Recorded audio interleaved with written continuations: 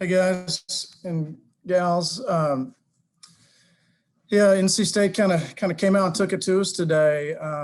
Ross said we wouldn't be here, if it wasn't for Tyler Ross. He wasn't as sharp as he has been, and was behind in the count.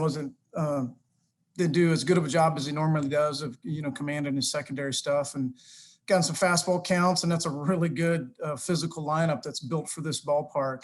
The park played really offensive today, and NC State's it's an older physical group that's got a lot of power, which you're not going to win a lot giving up 5 home runs, especially when you've got 3 free base runners on base in front of those home run hitters, and that's how you give up 8 runs. So really didn't do anything good enough to win today. We didn't execute pitches well enough, and certainly didn't do enough with the bat.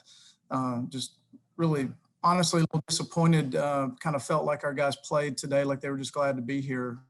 That really haven't done that much. NC State threw a couple of punches there early. And, 4-run lead in this park is nothing, absolutely nothing. And felt like we wobbled a little bit or wobbled a lot. And we really haven't done that much this year. So all we can do is flush it and get rested up tonight and get ready for tomorrow. And we can't think about trying to win 3 games the next 2 days or 4 in the next 3. We just got to, worry about tomorrow when we find out who we're playing.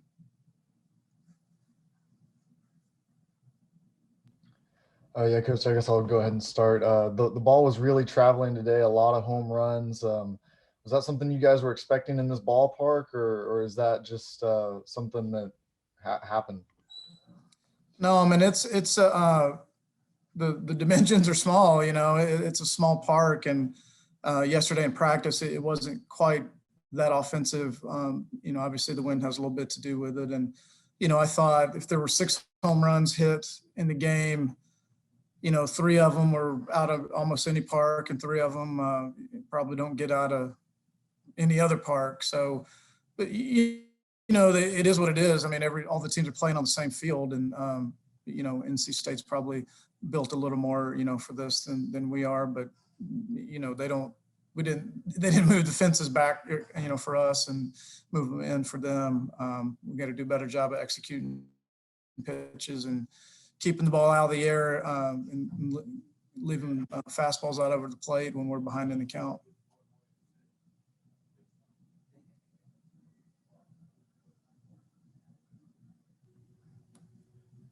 Hey, Coach Bo. I know you kind of mentioned the pitching plan earlier yesterday. It's kind of you taking it day by day. Well, now that you guys have lost the first one in the losers bracket, is the plan to throw Dylan tomorrow, or kind of wait to see if you guys can get to Sunday? Yeah, I'll visit with Coach Jackson. I was coming to the park planning to win today, so I really didn't put any thought into if we didn't win today. So if we had won, then Dylan was definitely going to pitch. And that's tough. You can't really think about trying to win 3 games the next 2 days, but you do want to play to win it. Finishing second does you nothing. So, but you also don't want to leave here without one of your best starters pitching. So we'll look at the matchup of whoever we're playing, and we'll get together and make that call. But good, strong likelihood Dylan will start tomorrow. Coach, despite the disappointing start from Ross today, you guys still only had to go to your bullpen for 2 relievers. You didn't have to go too deep into it, which, as we all learned in the SC tournament, is a good thing.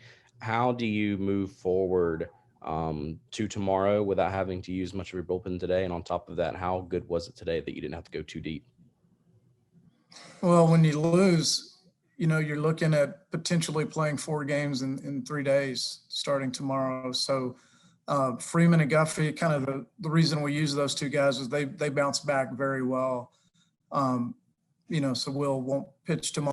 He'll be good for Sunday, and he's done this a lot in the last 5 or 6 weeks, and has been really sharp the second time he's pitched, maybe even better than the first time. So, and Brock didn't throw a lot of pitches. So, again, we just got to win the game tomorrow, but we'll be fine to cover the innings and should be competitive on the mound for the next 2 or 3 games. Obviously Dylan's going to start. We've got some really good guys we haven't used, and Will and Guffey, will be available,